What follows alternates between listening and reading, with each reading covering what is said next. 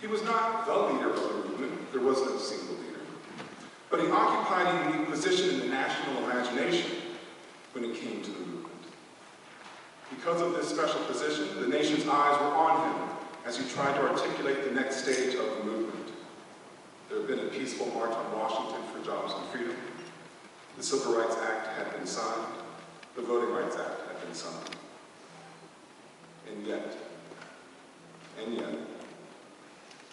local government leaders refused to budge, public institutions privatized, the Klan and the Citizens' Councils coordinated with brutal effectiveness. Blocks burned. A war halfway across the globe picked up steam and relied upon the disenfranchised as frontline soldiers.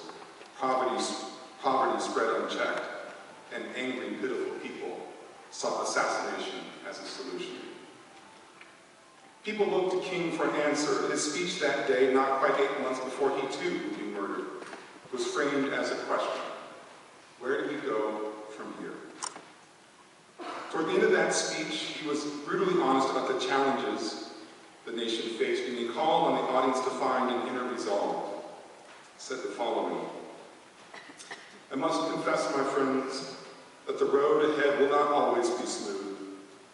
There will still be rocky places of frustration and meandering points of bewilderment.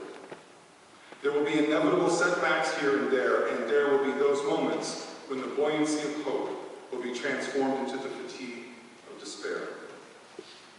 Our dreams will sometimes be shattered and our ethereal hopes blasted. We may again, with tear-drenched eyes, have to stand before the bier of some courageous civil rights worker whose life will be snuffed out by the dastardly acts of bloodthirsty mobs. But difficult and painful as it is, we must walk on in the days ahead with an audacious faith